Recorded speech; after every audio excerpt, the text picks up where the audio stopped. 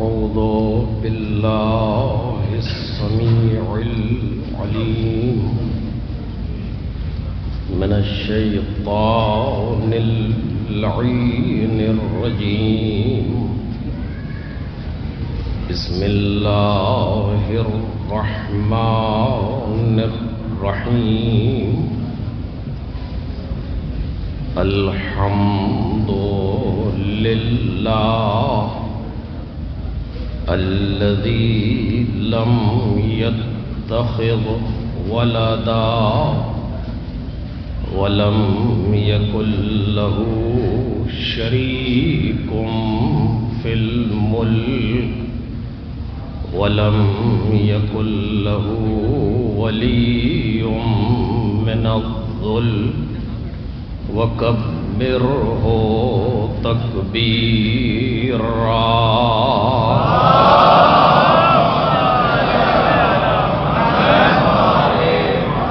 والصلاة والسلام والتحية والإكرام على سيد الأنام العبد المرتضى والنبي المجتبى والرسول المصطفى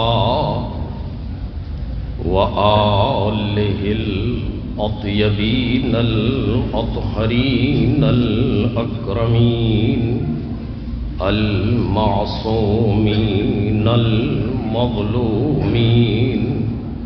الذين أذهب الله عنهم الرجس وطهرهم تطهيرا.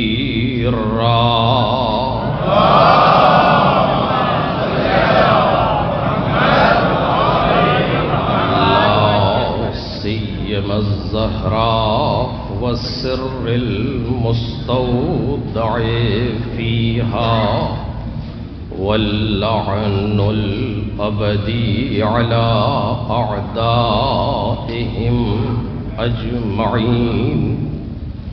أما بعد فقد قال الله الكريم في الذكر الحكيم: قل إنما يوحى إلي أنما إلهكم إله واحد فهل أنتم مسلمون.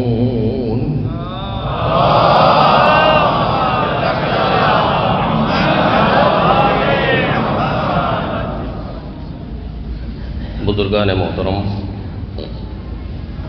اور برادران عزیز، سورہ مبارک انبیاء کی اس آیہ کریمہ کے ذیل میں ہماری گفتگو جاری ہے، جس میں ارشاد جناب رب العزت ہے. پیغمبر سے خطاب کرتے ہوئے کہ آپ کہہ دیں کہ میری طرف بس یہ وحی مسلسل آ رہی ہے کہ تمہارا معبود صرف ایک ہے. فہل انتم مسلمون، آیا تم تسلیم ہوتے ہو. کربلا جلوگاہ توحید کے موضوع پر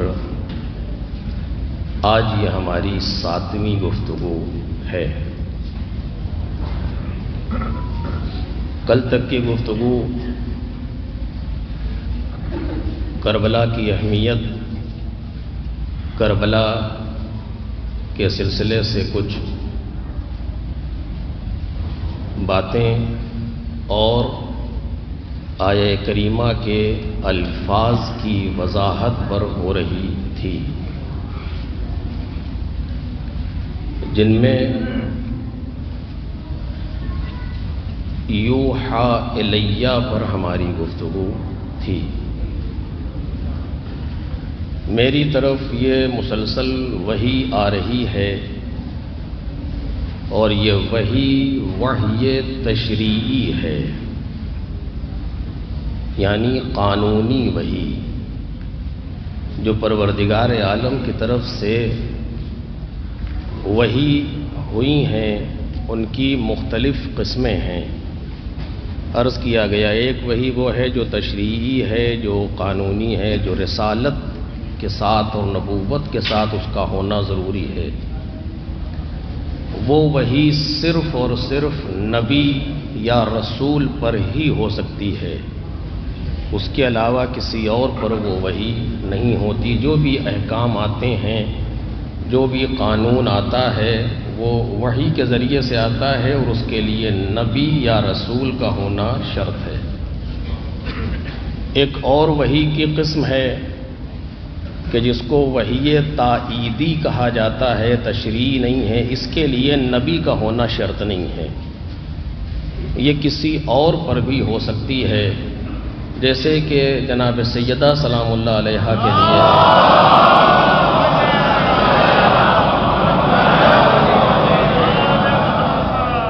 کہ آپ کے لقب میں آپ محدثہ بھی ہیں، محدثہ بھی ہیں۔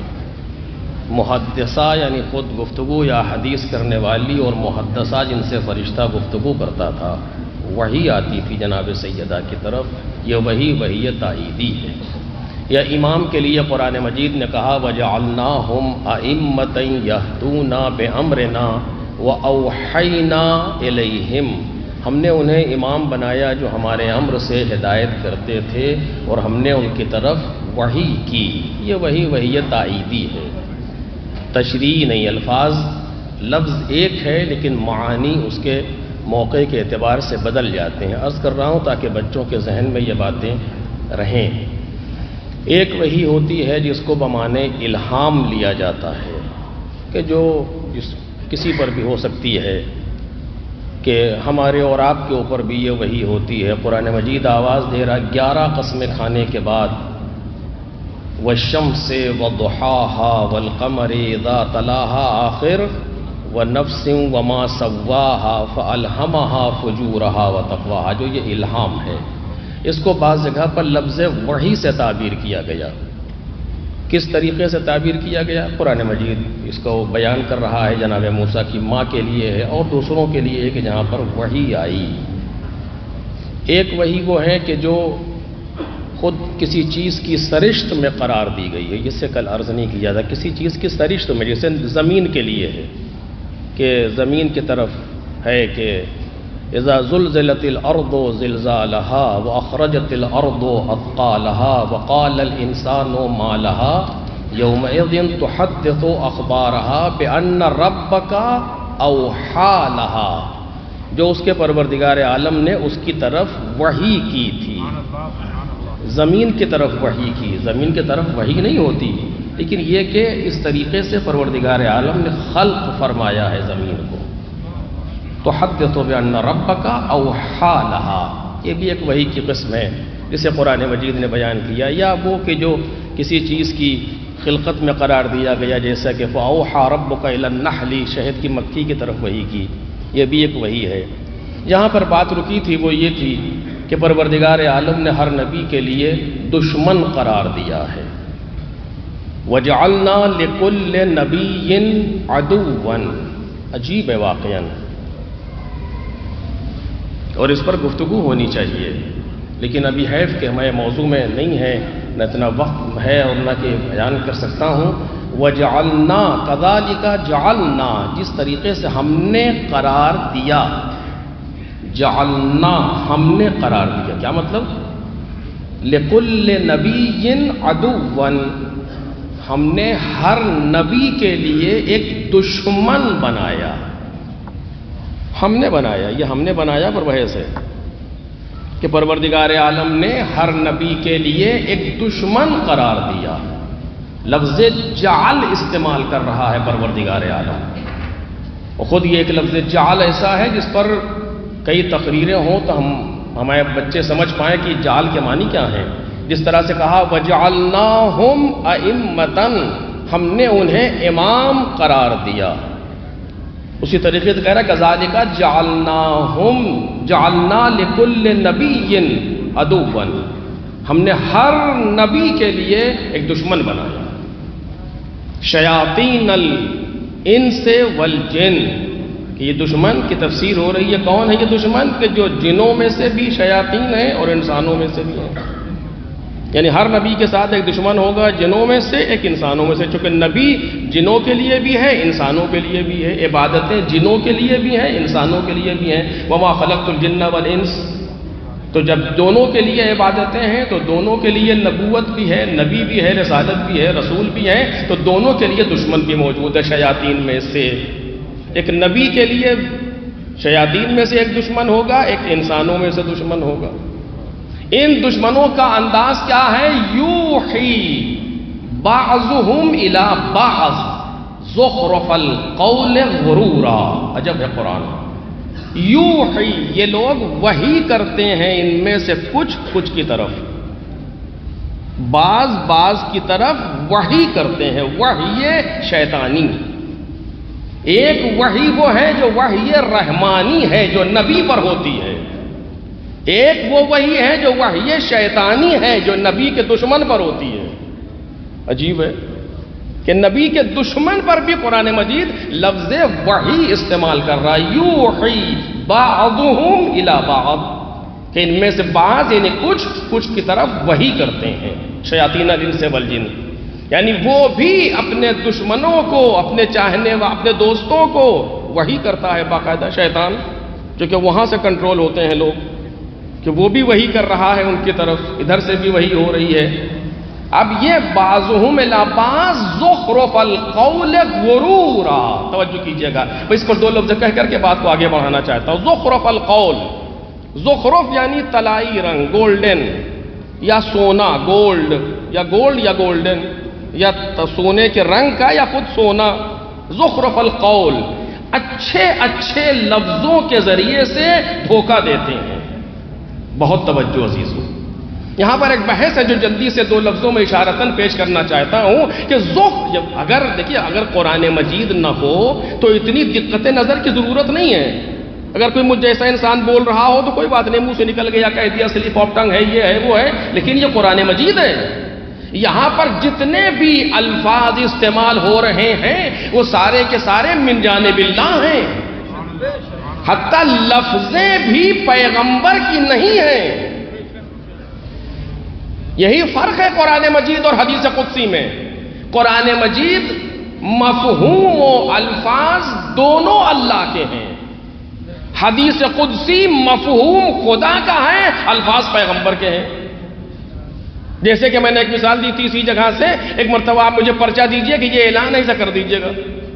اب جو میں پڑھ رہا ہوں پرچے کو دیکھ کر کے تو اس میں مفہوم بھی آپ کا ہے، الفاظ بھی آپ کے ہیں. ایک بار آپ نے مجھ سے کہا کہ فلاں دن مجلس ہے، اس کا اعلان کر دیجئے گا. اب جو میں بول رہا ہوں تو یہ مفہوم آپ کا ہے، الفاظ میرے ہیں. قرآن مجید وہ ہے کہ جہاں مفہوم و لفظ دونوں پروردگار عالم کا ہے.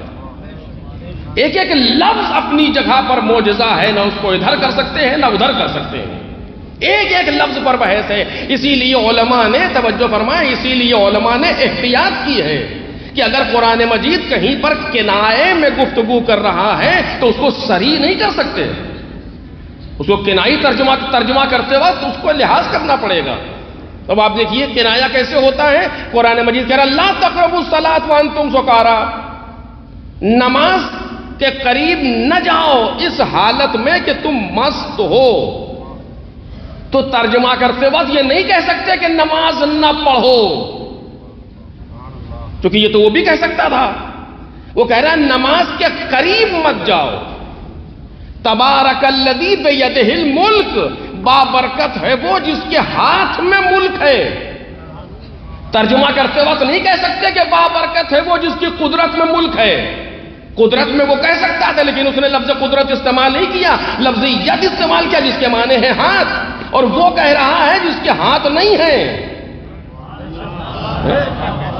تو کوئی نہ کوئی راز ہوگا اس لفظ کے اندر. اس لیے ترجمہ کرتے وقت ان چیزوں کا لحاظ کرنا پڑے گا. کیوں؟ اس لیے کہ الفاظ پروردگار عالم کے ہیں.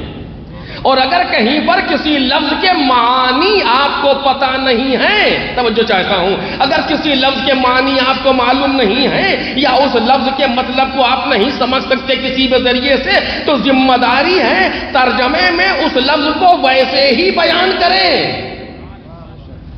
کہاں ہے یہ لفظ؟ شروع میں دیکھ لیجئے، سورہ الحمد کے بعد پہلا سورہ سورہ بقرہ، شروع کہاں سے ہوتا ہے؟ الف لام میم، مطلب کیا ہے؟ کیا پتہ نہیں معلوم؟ ترجمہ کرتے وقت کیا کریں؟ کیا کچھ نہیں، اسی طرح لکھ دو جیسے ہے۔ کیوں لکھ دو جب پتہ نہیں ہے تو؟ کہ اس لیے کہ اللہ کی لفظیں ہیں، اور جب اللہ کی لفظیں ہیں تو مطلب بتائیے نا، کا مطلب ہمیں نہیں معلوم کو، جب مطلب معلوم نہیں ہے تو پھر یہ کافی کیسے ہو گیا؟ جب مطلب پتا ہی نہیں ہے تو کافی کیسے ہوا؟ اگر کافی ہے تو مطلب بتائیں، کا مطلب نہیں معلوم ہے، کا پھر کافی کیسے؟ کا مطلب کوئی تو ہوگا اس کا، کہ جس کا مطلب ہوگا تو اسی کے لیے رہتا نا۔ آپ نے کیوں لکھا ہے؟ اس کا مطلب یہ ہے کہ جب تک قرآن باقی ہے کوئی ہے الف لام میم کا سمجھنے والا۔ ایک صلوات پڑھیں محمد اور آل محمد۔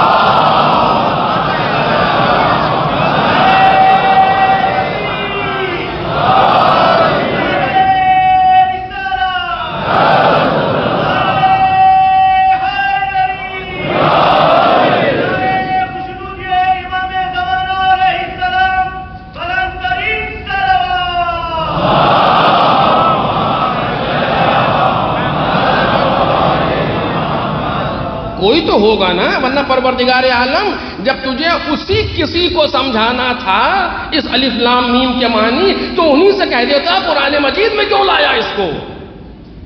جیسے ہی پڑھنے کے لیے بیٹھے سورہ الحمد کے بعد الف لام میم، کیا مطلب؟ کچھ نہیں معلوم کیا ہے، کچھ ہی کسی کو نہیں پتا آج تک کہ اس کا مطلب کیا۔ پیغمبر جانے اور یہ قرآن مجید و پروردگار جانے۔ آج کیوں موجود ہے؟ کہ اسی لیے رکھا ہے تاکہ تم محسوس کرو کہ قرآن کے ہونے کے باوجود کسی اہل قرآن کے محتاج ہو،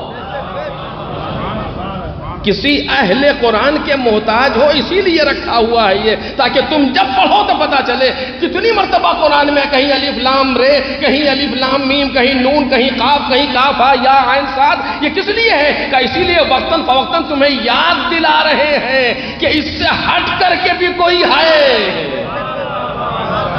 ایک صلوات پڑھے محمد اور آل محمد۔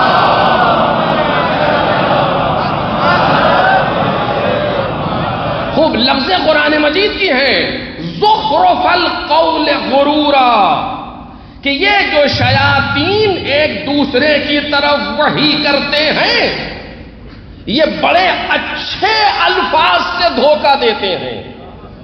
توجہ کریں آپ، اسی لیے ضروری ہے کہ ہمارے بچوں کو ابتدا سے ہی دین ایسے پڑھا دیا جائے کہ کوئی بھی ظاہری اچھی لفظیں اسے دھوکہ نہ دے سکے۔ اتنا پختہ کر دیا جائے ہمارے بچوں کو معرفت کے اعتبار سے، معرفت امام کے اعتبار سے، کہ ظاہری لفظیں اسے دھوکہ نہ دے سکے۔ جو کیوں؟ اس لیے کہ شیطان کبھی بھی حق کو باطل سے نہیں ٹکراتا۔ توجہ کریں آپ، یہ ایک فکر ہے، اسے کہنا بیان کرنا چاہ رہا ہوں۔ کبھی بھی شیطان حق کے سامنے باطل کو نہیں لاتا۔ اگر حق کے سامنے باطل کو لائے گا تو مانے گا کون آخر؟ نہیں، وہ پہلے باطل کو حق بناتا ہے پھر حق سے ٹکراتا ہے۔ ایک صلوات پڑھے نا محمد اور آل محمد۔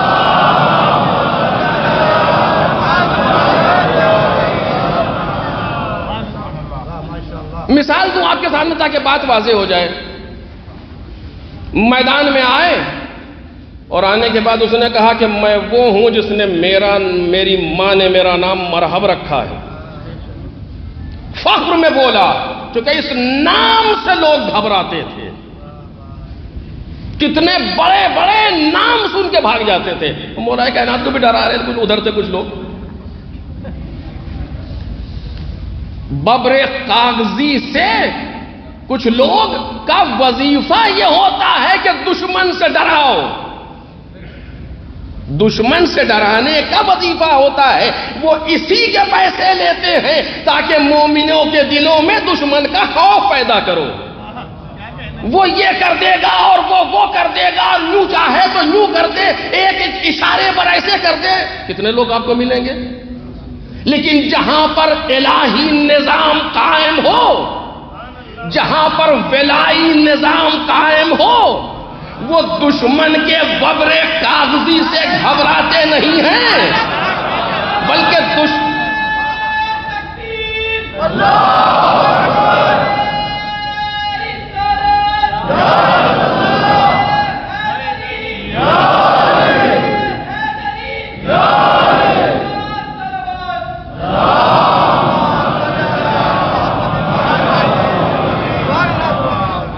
ورنہ کتنے دن تک لوگ جا رہے ہیں، آ رہے ہیں بخیر و عافیت، کسی کو کوئی ذرہ برابر بھی ضرب نہیں آ رہی، جیسے خیریت سے جاتے ویسی خیریت سے واپس آتے۔ کیوں؟ ادھر سے وہ آیا، اس نے نام لیا، ختم ہو گیا۔ کیوں؟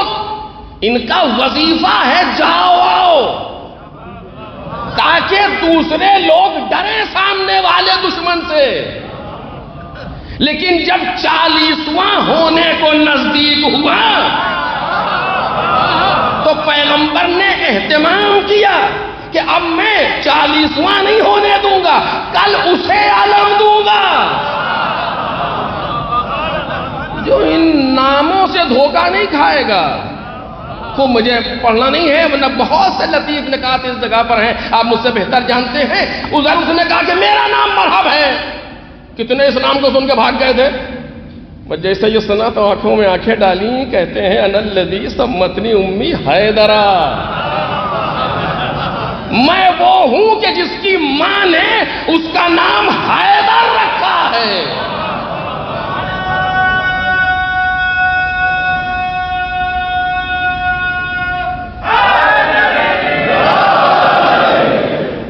یہ صرف ایک نام نہیں تھا، بلکہ مردانگی کی ایک تاریخ تھی،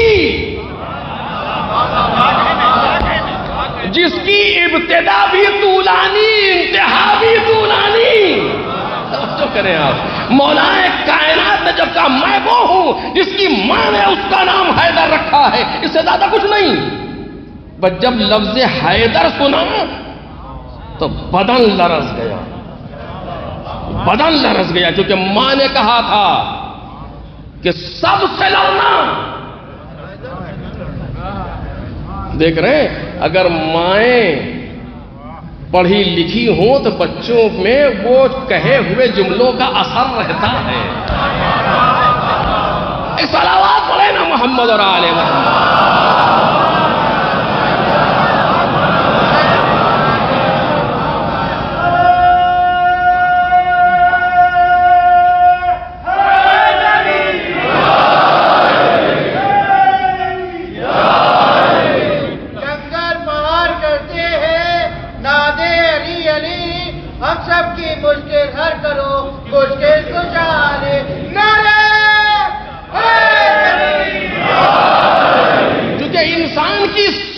پہلی یونیورسٹی ماں کی آغوش ہے، ماں کی آغوش۔ یہ موضوع نہیں ہے کہ آپ کے سامنے عرض کروں، اسی لیے کہا گیا اپنی بیوی بعد میں ڈھونڈو، پہلے اپنے بچوں کی ماں ڈھونڈو، اپنے بچوں کی ماں ڈھونڈو، چونکہ تمہارا عشق چند دن میں برابر ہو جائے گا، لیکن جو اس آغوش میں پلے گا وہ ایک نسل آگے جائے گا۔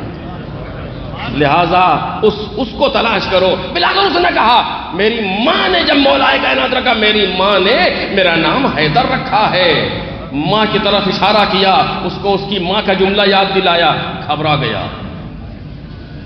واپس ہوا۔ اس کو پڑھنا نہیں تھا مجھے، لیکن اس لفظ کے لیے کہہ رہا تھا۔ واپس ہوا، ایک صاحب ملے، کہاں؟ کہا کہ نہیں میں ان سے نہیں لڑوں گا۔ کیوں؟ کہا اس کا نام حیدر ہے۔ ابھی تک جوہر سامنے نہیں آئے، صرف نام سامنے آیا۔ کیا کہنا اس مکتب کے جیالوں کا، اس سے زیادہ میں کیا عرض کروں آپ کے سامنے، کیا اس مکتب کے جیالوں کا کہ دشمن نام سے گھبراتا ہے۔ کتنے ایسے ہمارے سامنے گزرے ہیں جن کے نام سے دشمن گھبراتا ہے۔ یہ اسی تاریخ کا اثر ہے۔ کہا کہ میری ماں نے کہا تھا کہ حیدر سے نہیں لڑنا ہو، یہ حیدر ہے، اب کیا کریں؟ اگر کہہ کہ نہیں چلو چھوڑو جاؤ لڑو، تو مانے گا نہیں. اب مشکل ہے نا شیطان کے سامنے کہ کیسے کنٹرول کرے. قرآن مجید نے کہا اسی جگہ کے لیے یوحی بعضهم الی بعض زخرف القول. اب اسے کوئی اچھا شوگر کوٹڈ جملہ چاہیے تھا کہ اندر زہر ہو اوپر سونے کا رنگ سونے کا پانی چڑھا ہو. اگر ایسے مرحب سے کہے گا تو جانے سے رہا نہیں جائیں گے چونکہ ماں نے منع کیا ختم ہو گئی بات لاکھ کہا کرو. اس نے فوراً سوچا کس طرح کریں. کہنے لگا کہ ایک نام کے بہت سے لوگ ہوتے ہیں زخرف القول غرورا.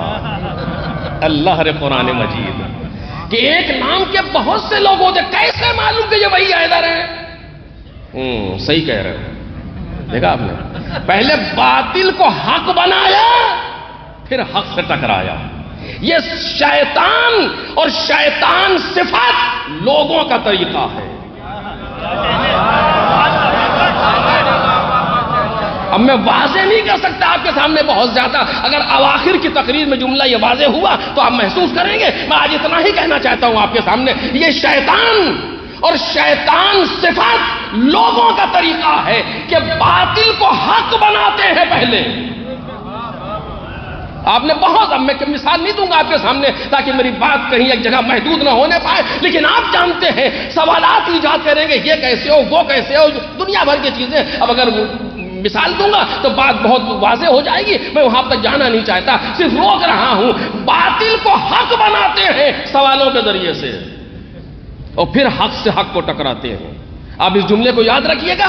اواخر کی تقاریر میں شاید یہ جملہ واضح ہو سکے اگر وہاں تک پہنچ پاؤں.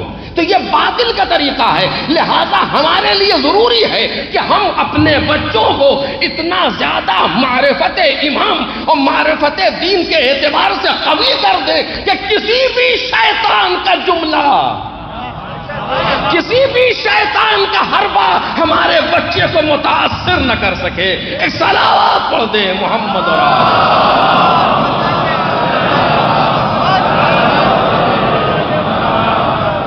خوب بات مسلسل ہو گئی کل سے کہ یوں ہی بعضهم الی بعض زخرف القول غرورا. غرور یعنی دھوکہ دینے کے لیے اچھی اچھی لفظوں کو اور اچھے اچھے جملوں کو لے کر کے لایا جاتا ہے دھوکہ دینے کے لیے. ایک چیز میں نے اشارتاً کہی تھی تھوڑا سا ہلکا سا اس کو واضح کر کے آپ کے سامنے بیان کروں اشارتاً صرف تاکہ اور تھوڑی سی بات واضح ہو جائے. آپ دیکھیے کہ حوضے میں ایک زمانہ تھا کہ جب اجازہ نقل حدیث دیا جاتا تھا. کیا مطلب ہوا اس جملے کا؟ اجازہ نقل حدیث حدیث کو بیان کرنے کا اجازہ. جیسے آپ خمس کو مصرف کرنے کا اجازہ لیتے ہیں اپنے نائب امام سے کہ ہمیں ضرورت ہے مثلا سہم امام ہم مصرف کر لیں فلاں جگہ پر اجازہ چاہیے اس کے لیے. ایسے ہی معصوم کی حدیث بیان کرنے کے لیے اجازہ چاہیے ہوتا تھا. کیوں؟ اس لیے کہ آپ سمجھ پائے کہ معصوم نے کیا کہا. اب کتنی دقتیں ہیں معصوم کے قول کو بیان کرنے میں. اگر میں بیان کروں تو کئی مجلسیں یہاں پر چاہیے اس طریقے سے میں اشارہ بھی نہیں کر پاؤں گا آپ کے سامنے. پہلی بات تو یہ کہ یہ ثابت ہو کہ معصوم نے کہا. یہ ثابت ہونا چاہیے نا. کیسے آپ سے تو کہا نہیں مجھ سے تو کہا نہیں کیسے معلوم کہ کہا. اور پھر اس کے بعد یہ سمجھ میں آئے کہ کیا کہا. قرآن مجید کہہ رہا ہے کہ قیامت میں کوئی شفاعت نہیں کرے گا. کسی کو شفاعت کا حق نہیں ہے. ایک جگہ پر اس آیت سے ہم سمجھ لیں کہ بات کیا ہے. کہا نہیں دوسری آیت میں کچھ اور کہہ رہا ہے پہلے اس کو اس سے ملائیے تو نتیجہ نکلے گا. ایک جگہ پر کہا لا یعلم الغیب الا ہو اس کے علاوہ کوئی علم غیب نہیں جانتا. دوسری جگہ کہہ رہا ہے کہ سوائے اس کے جو مرتضی بندے ہیں سوائے ان کے جو مجتبی بندے ہیں. اور جب ملائیں گے تبھی تو نتیجہ نکلے گا. میں جلدی سے ایک جملہ کہہ دوں بہت جلدی سے آپ اسے محسوس کر لیں. یہی حال قرآن میں بھی ہے یہی حال حدیث میں بھی ہے. قرآن میں پھر بھی آسان ہے کیونکہ آیتیں کم ہیں زمانہ کم ہے. حدیث میں زمانہ بھی زیادہ ہے اور حدیثیں بھی زیادہ ہیں لہذا وہاں مشکل اور زیادہ ہے. معصوم نے فرمایا کہ یفسر بعضہ بعضا. قرآن مجید کے کچھ کی تفسیر کرتا ہے. کیا مطلب ہوا اس کا؟ یعنی مثلا سورہ بقرہ جو دوسرا سورہ قرآن مجید کا ہے، اس میں کوئی آیت ہے جس کی تفسیر سورہ احزاب میں ہو رہی ہے جو 33واں سورہ ہے۔ جب تک کوئی دونوں آیتوں کو نہیں جانتا ہوگا تفسیر کیسے کر لے گا؟ ناقص تفسیر ہوگی نا، ادھوری ہوگی۔ ممکن ہے کہ سورہ سبا میں کوئی آیت آئی جو 34واں سورہ ہے، اس کی تفسیر سورہ نحل میں ہو رہی ہے 16واں سورہ ہے۔ تو جب تک دونوں سوروں دونوں آیتوں پر نظر نہیں ہوگی انسان کیسے تفسیر کرے گا؟ معصوم نے فرمایا یفسر بعضہ بعضا، قرآن مجید کا کچھ قرآن مجید کے کچھ کی تفسیر کرتا ہے۔ اس کا مطلب کیا ہوا؟ اس کا مطلب یہ ہوا کہ جب تک قرآن مجید کا سب کچھ نہ پتا ہو تفسیر نہ فرمائیے گا۔ ایک صلوات پڑھیں محمد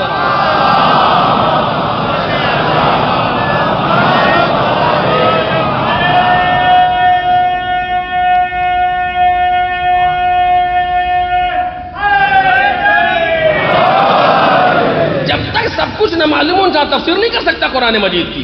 بالکل یہی حال احادیث معصوم میں ہے کہ حدیثوں کا کچھ حدیثوں کے کچھ کی تفسیر کرتا ہے۔ ممکن ہے جناب مولا کائنات نے ایک جملہ کہا ہو، امام نقی علیہ السلام نے دوسری بات کہی، جب دونوں کو ملائیے گا تو نتیجہ کچھ اور نکلے گا۔ تو جب تک دونوں جگہ کی باتوں کا علم نہ ہو انسان کیسے حدیث بیان کرے گا؟ پھر پہلی بات تو یہ کہ معلوم ہو کہ معصوم نے کہا، پھر ہوگا کیا کہا اور پھر اس کے علاوہ اور کیا کہا جو اس موضوع پر ہے تاکہ نتیجہ صحیح برآمد ہو۔ آج کیا ہوتا ہے؟ آج چلے آ رہے ہیں واٹس ایپ پر کوئی حدیث آئی، پتہ نہیں چھپی کہاں، لکھی کہاں، بنی کہاں، گڑھی کہاں، لے آ رہے ہیں۔ نیچے لکھا ہوا امام صادق علیہ السلام، نام سے دھوکہ کھائے، دھوکہ سورا جی کہ امام نے فرمایا۔ ارے کہاں فرمایا امام نے؟ آپ نے دیکھا ہے کہ امام نے فرمایا درست ہے یہ بات؟ ارے حدیث میں کیسے حدیث ہے یہاں؟ پھر توجہ کر رہے ہیں آپ؟ اور اس حدیث کو کچھ تو ایسے ہیں احمق جو بغیر سوچے سمجھے فارورڈ بھی کرتے ہیں۔ میں آپ بالکل ذمہ داری سے بات کر رہا ہوں آپ کے سامنے۔ اگر کوئی بھی مطلب حدیث ہو یا نہ ہو، کوئی بھی مطلب آپ نے فارورڈ کر دیا، کتنے لوگوں کو؟ 10 لوگوں کو، اور اس جملے اس چیز کو پڑھنے میں 5 منٹ لگتے ہیں۔ 10 لوگوں نے پڑھا، کتنا وقت گیا؟ 50 منٹ گئے۔ اللہ کے نزدیک قوم کے 50 منٹ لینے کے ذمہ دار ہے قیامت میں۔ ہم نے تو فارورڈ کیا تھا۔ جی کیوں کیا تھا آپ نے فارورڈ آخر غلط بات کو؟ جس چیز سے مثلا دین کی توہین ہو رہی ہو، جس چیز سے مثلا مرجعیت کی توہین ہو رہی ہو، جس چیز سے مثلا عزاداری کی توہین ہو رہی ہو، جس چیز سے مثلا منبر کی توہین ہو رہی ہو، جس چیز سے مثلا دین کی توہین ہو رہی ہو، آپ کو حق کس نے دیا ہے فارورڈ کرنے کا؟ دیکھ رہے ہیں آپ؟ سوچتے ہیں آسان ہے؟ آسان نہیں ہے۔ سناٹا۔ ایک خطیب اگر منبر پر 1 گھنٹے گفتگو کرتا ہے، البتہ میں نہیں کر پاتا 1 گھنٹہ، مجھے پابندیاں جلدی ختم کرنا پڑتا ہے۔ اگر 1 گھنٹے کوئی خطیب گفتگو کرتا ہے اور 100 آدمی بیٹھے ہوں تو 100 گھنٹے کا ذمہ دار ہے اللہ کے نزدیک۔ مجمع بڑھ جانے پر خوش ہونا اور ہے، ہر آنے والا خطیب کی ذمہ داری کو بڑھا رہا ہے۔ ایک صلوات پڑھیں نا محمد اور آلہ۔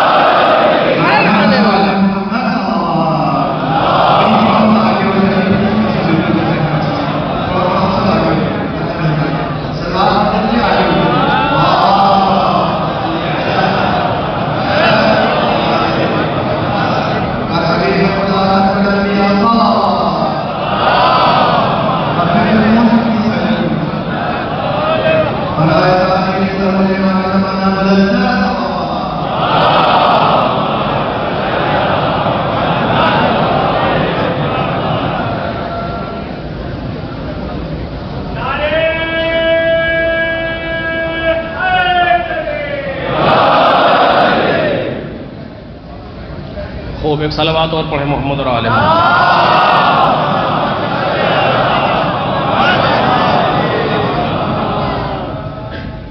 ہر چیز پروردگار کے یہاں باقاعدہ کیلکولیٹڈ ہے، اس میں کہیں ادھر ادھر اور انڈر ٹیبل اور یہ وہ گنجائش ہے ہی نہیں۔ جس نے حدیث معصوم، قول معصوم، قرآن مجید، ذمہ داری ہے، اہل سے پوچھنا پڑے گا کہ کیا ہے، اس پر گفتگو نہیں ہے، ورنہ اس کے اور زیادہ دقیق نکات آپ کے سامنے گزارش کرتا۔ بالآخر زخرف القول، اگر ہم کوئی چیز ہمارے سامنے آ رہی ہے اس کو اہل سے پوچھیں۔ کوئی بھی دوا اگر کسی واٹس ایپ پر آ جائے آپ کھا لیں گے؟ ہاں نہیں ایسے کیسے کھا لیں گے؟ ڈاکٹر سے پوچھیں گے۔ اچھا ماشاء اللہ ماشاء اللہ، حدیث آ رہی تھی تو آپ آنکھ بند کر کے لیے لے رہے تھے، کسی محدث سے پوچھنے نہیں گئے، دوا آ رہی ہے ڈاکٹر کے پوچھنے جائیں گے؟ یہ تو کامن سینس ہے، تو کامن سینس تو ہر جگہ کام کرنا چاہیے۔ یہ کامن سینس ایک ایسا ہے کہ جو محدود کر کے کام کر رہا ہے۔ ایک صلوات پڑھیں محمد اور آل محمد۔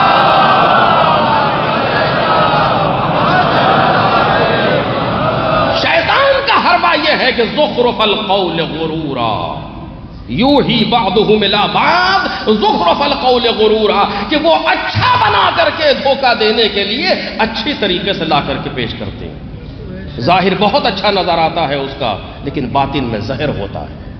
اسی لیے ضروری ہے کوئی ایسا انسان ہمارے پاس ہونا چاہیے، پورا مجمع سے گزارش کر رہا ہوں، ہر انسان کا رابطہ کسی ایک ایسے انسان سے ہونا چاہیے کہ جس سے اس زہر کو محسوس کیا جا سکے، چاہے وہ امام جماعت ہو، چاہے وہ امام جمعہ ہو، چاہے وہ کسی کا بھائی ہو، چاہے کسی کا عزیز ہو، کوئی بھی پڑھا لکھا ایسا انسان ہو جو دین کے بارے میں کچھ جانتا ہو، کہ جو ایسے لوگوں کے بارے میں کچھ جانتا ہو کہ جہاں پر ایسے شوگر کوٹڈ جملوں کو دیکھا جا سکے، کیونکہ نقصان کسی اور کا نہیں ہوگا، اپنا ہوگا۔ اچھا بعض جملے کہتے ہوئے انسان گھبراتا ہے، لیکن ہمیں تو گھبراہٹ نہیں ہوتی۔ میری قبر میں آپ نہیں رکھے جائیں گے، الٹ کے بھی کہہ دوں ہے نا، آپ کی قبر میں نہیں آؤں گا۔ ہر انسان کو اپنا جواب دینا ہے۔ زخرف القول غرورا، اگر کسی جملے سے دھوکہ کھائے ہوئے ہیں خود بھگتنا پڑے گا۔ وہ جو جس نے وحی کی تھی وہ نہیں آئے گا بچانے کے لیے، بچانے کے لیے صرف ایک آئے گا۔ خوب یہ تو بہت ایسا موضوع ہے جس پر اور گفتگو ہونی چاہیے، لیکن میں اسی جگہ پر چھوڑ رہا ہوں۔ ایک لفظ کہوں تاکہ آج کی بات اپنے آخری مرحلے پر پہنچے۔ کیا کہا قرآن مجید نے؟ یوحا الیہ، اے پیغمبر آپ کہیے کہ میری طرف یہ مسلسل وحی ہو رہی ہے۔ کیا وحی ہو رہی ہے؟ انما، اس پر گفتگو کروں گا بعد میں، انما الہکم الہ واحد، یہ کہ تمہارا معبود ایک ہے۔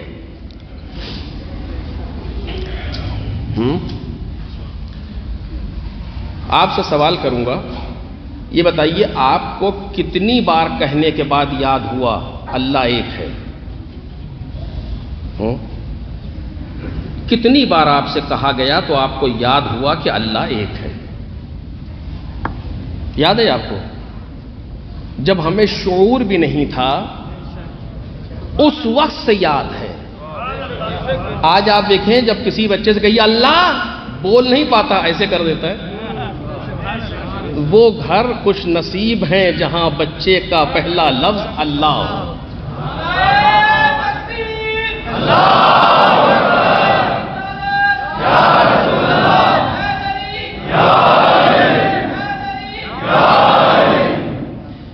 اے فار ایپل بعد میں سکھائیے گا، اگر نہ بھی سکھائیے گا تو دوسرے سکھا دیں گے۔ وہ سکھائیے جسے دوسرا کوئی مدرسہ نہیں سکھائے گا، جو اسی آغوش میں سکھایا جائے گا۔ دیکھ رہے ہیں آپ؟ بچہ ایک بار بھی کہنے سے اللہ کہہ بھی نہیں پاتا، پھر بھی ایسے کر دیتا ہے اللہ ایک ہے۔ درست ہے نا؟ آپ سمجھ رہے ہیں میں کیا عرض کر رہا ہوں؟ اور پیغمبر پر مسلسل وحی ہو رہی ہے کہ اللہ ایک ہے، اللہ ایک ہے، اللہ ایک ہے۔ کیا مطلب اس کا؟ پھر سننا کا ہے نا، یوحا الیہ، میری طرف مسلسل وحی ہو رہی ہے۔ مضارع کا صیغہ ہے، استمرار پر دلالت کرتا ہے، یعنی بار بار یہ وحی آ رہی ہے۔ انما الہکم الہ واحد، تمہارا معبود ایک ہے۔ ضرورت تھی اس کی؟ میرے عزیزو، آپ سے تو ایک بار کہہ دیا جائے کہ اللہ ایک ہے تو آپ کو یاد ہے، وہ پیغمبر سے ڈیلی کہا جا رہا ہے، مثلا روز کہا جا رہا ہے پیغمبر سے کہ اللہ ایک ہے۔ میں نے ابھی کہا نا آپ کے سامنے، اگر مجھ جیسا کوئی بولنے والا ہو تو کوئی خاص بات نہیں، یہ قرآن مجید ہے، قرآن مجید ہے۔ یوحا الیہ، میری طرف یہ مسلسل وحی ہو رہی ہے، وہی صبح وہی، شام وہی، ظہر وہی، عصر وہی، ہر جب بھی وحی ہو رہی ہے۔ کیا؟ اللہ ایک ہے۔ اس کے معنی یہ ہے کہ اس میں کوئی راز ہونا چاہیے، ہے یا نہیں ہے؟ اللہ ایک ہے۔ بس اس راز کو ہم کیسے سمجھیں گے، اب میں انشاءاللہ کل آپ کے سامنے اس کو واضح کروں گا۔ آج ایک جملہ یہاں پر کہہ کر کے بات کو آگے بڑھاؤں۔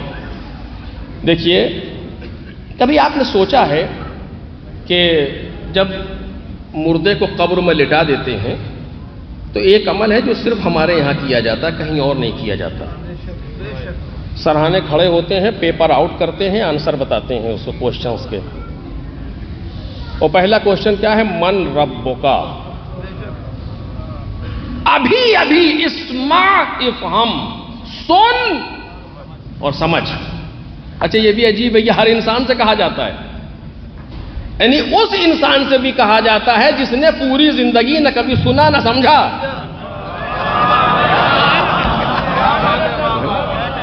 اور اس سے بھی کہتے ہیں سن اور سمجھ۔ یا آج سنے گا بھی اور سمجھے گا بھی، اور کوئی نہیں کہتا کہ مردہ سنے گا، اب تمہارے ہوں گے مردہ۔ صلوات علینا محمد اور آلہ۔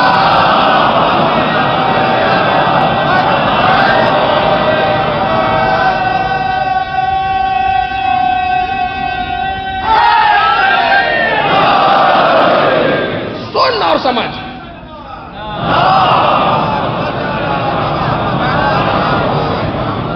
اور کچھ لوگوں نے کہا کہ نہیں یہ تلقین جو ہے اس کے لیے نہیں ہے، جو باہر کھڑے ہوئے سن رہے ہیں ان کے لیے پڑھی جاتی ہے۔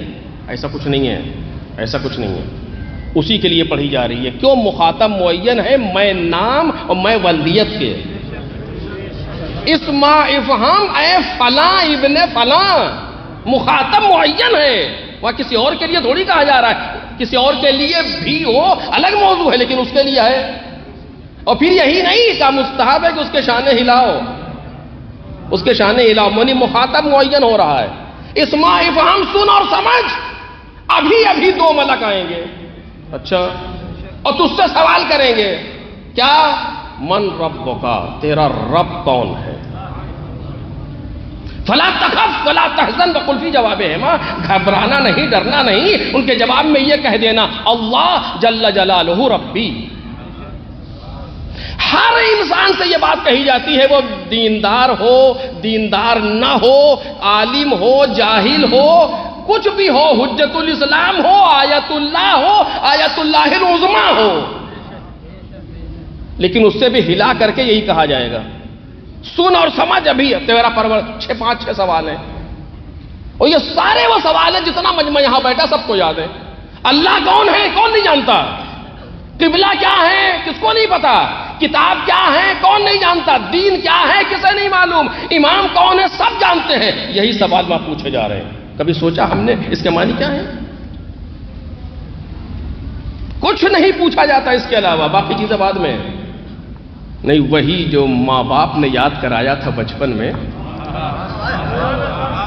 جتنی چیزیں تم نے کالج اور یونیورسٹی اور یہاں وہاں پڑھا سب دھرا رہ گیا، وہ جو اس نے پڑھایا تھا وہ یہاں پوچھا جا رہا ہے۔ ایک صلوات علی محمد اور آلہ۔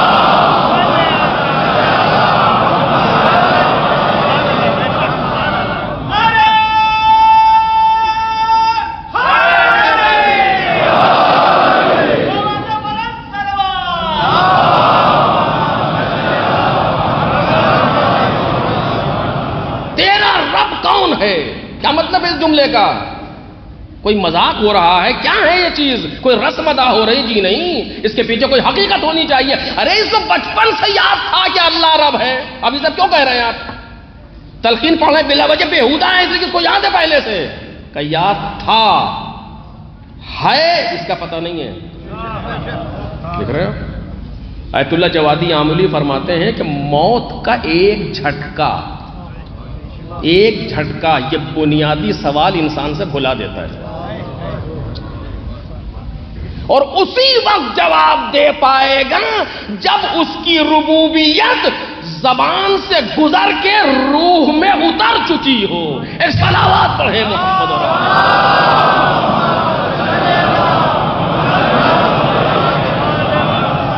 اسی لیے ہر نماز میں واجب ہے تکبیر. ایک تکبیر واجب ہے اور رکن بھی ہے اللہ اکبر، اللہ اکبر، تاکہ تمہاری روح میں اترے کہ وہ اکبر ہے. البتہ پیغمبر کے لیے یہ علت نہیں ہے، پیغمبر کے لیے دوسری چیز علت ہے جو کل میں آپ کے سامنے گزارش کروں گا. لیکن آج یہیں پر بات کو روک رہا ہوں کہ پروردگار اور پیغمبر پر مسلسل وحی ہو رہی ہے کہ تمہارا معبود ایک ہے. کیوں؟ اس پر انشاءاللہ کل گفتگو ہوگی، اور کل ہی سے یہ سمجھ لی موضوع شروع ہو رہا ہے کہ تمہارا معبود ایک ہے. اتنا اہم ہے مسئلہ، جتنا آسان ہم سمجھتے ہیں اتنا آسان ہے نہیں. ایک جھٹکا موت کا. انسان ابھی جس طریقے سے یا حسین کہہ رہا ہے قبر میں بھی کہہ لے گا، پتہ نہیں ہے کب کہہ پائیں گے جب حسین زبان سے گزر کے روح میں اتر چکا ہو، جب حسینیت ہماری رگو پہ میں سرایت کر چکی ہو. اب یہاں پر مراحل بہت سخت ہیں، لیکن میں آپ کے سامنے گزارش نہیں کر سکتا ابھی بعض چیزوں کو کہ کس طریقے سے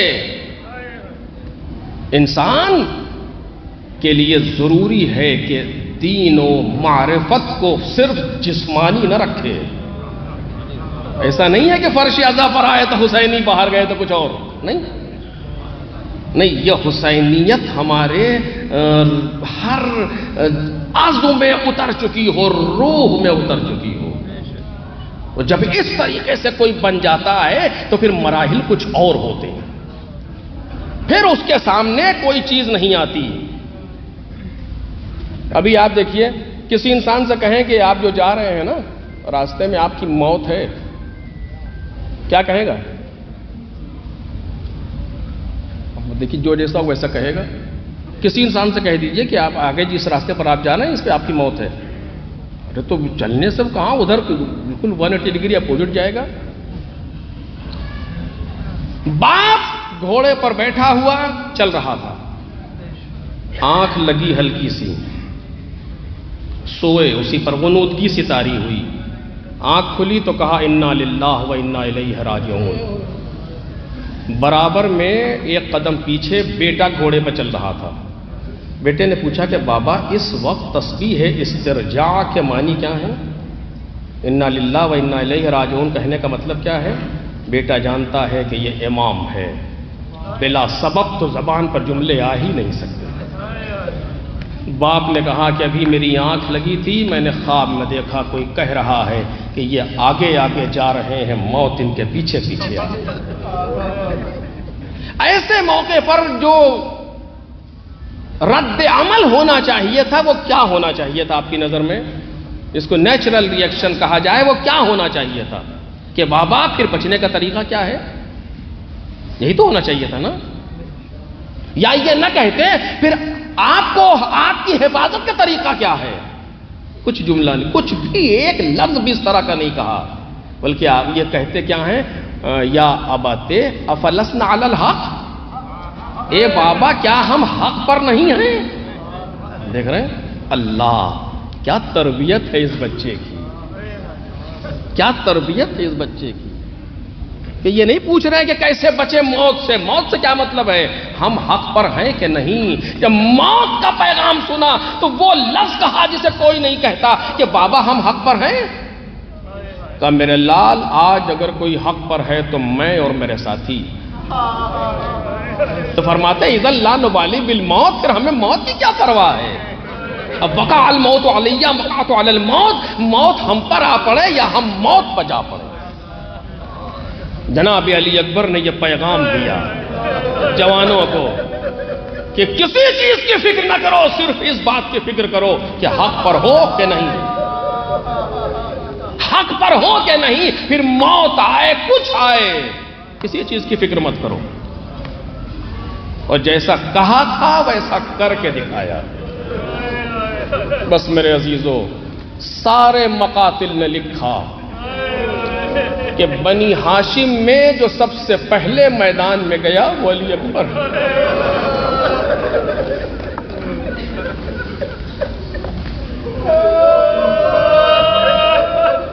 بعض میں تو یہاں تک ہے کہ امام حسین نے خود کہا میرے لال بسم اللہ تقدم ولدی.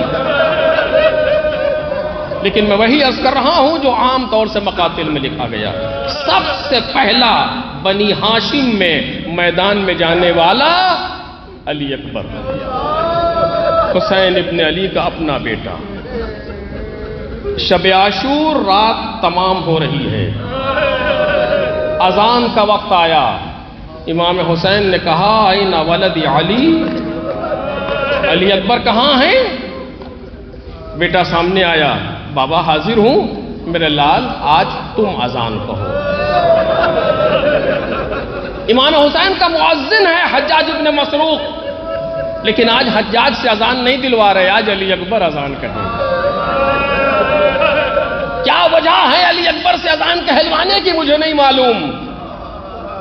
ریگ گھر میں کربلا پر قبلہ روح ہو کر کے بچہ کھڑا ہوا، آواز دی اللہ اکبر. بیویوں نے خیمے میں آواز سنی، جناب زینب نے کہا خاموش، ارے یہ تو نانا کی آواز.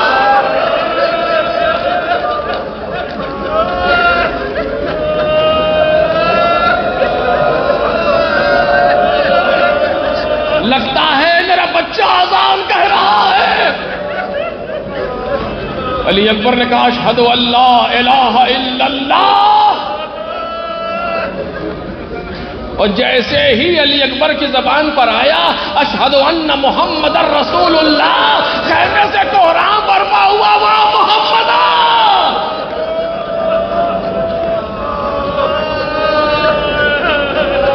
کربلا کا آغاز ہو گیا.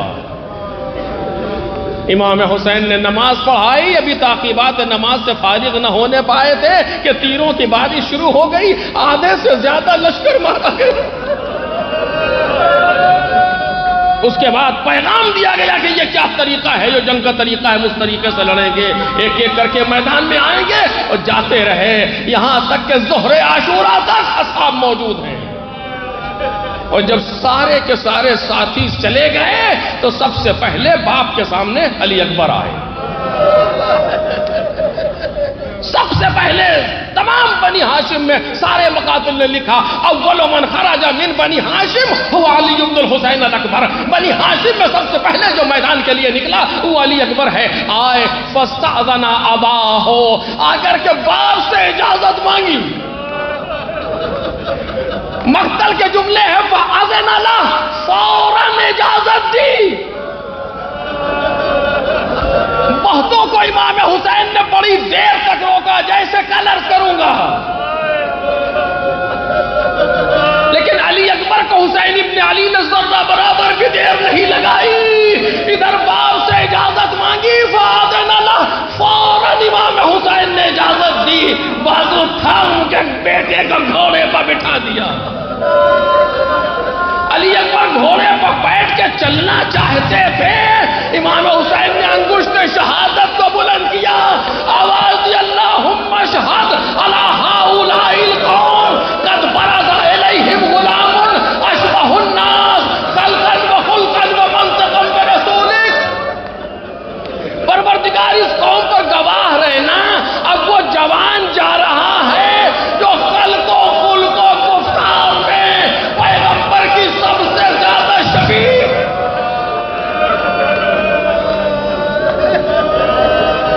کننا اذا اشتقنا الی نبیک نظرنا الیہ. جب بھی تیرے نبی کی زیارت کا مشتاق ہوتا تھا میں علی اکبر کو دیکھتا تھا. جملہ سنے کہ مقتل کا گھوڑے پر جب بٹھا دیا، مقتل کہتا ہے نظرہ جناب امام حسین نے آئے سے من علی اکبر کو مایوسانہ نظر سے دیکھا.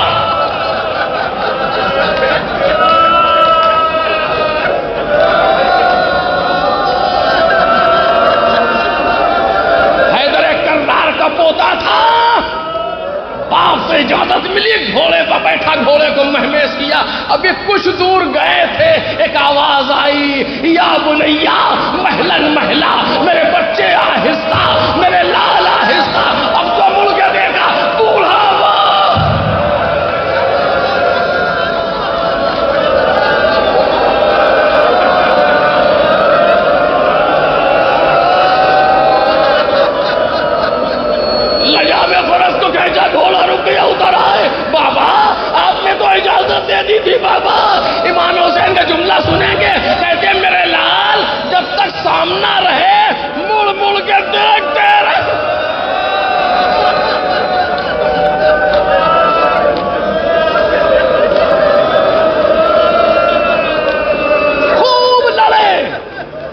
تقریباً 120 لوگوں کو فنار کر کے واپس آئے، آ کر کے کہتے بابا العطش قتلنی، یہ پیاس مجھے مارے ڈال رہی ہے، وثقل الحدید اجہدنی، اور یہ لوہے کی گرانی مجھے پریشان کر رہی ہے، اگر کہیں سے تھوڑا سا پانی مل جاتا نا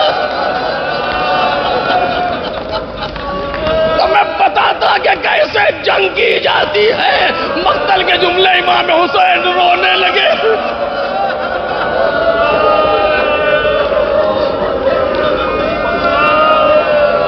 مختصر کر رہا ہوں، کہتے جاؤ میرے لال، اب تم کو تمہارے جد حوض کوثر سے سیراب کریں گے۔ مطلب یہی تو تھا، علی اکبر اب واپس نہ آنا۔ گئے، پھر جا کر کے گھوڑے کو مہمیز کیا، جنگ کرتے ہوئے بڑھ رہے تھے، اچانک پہلو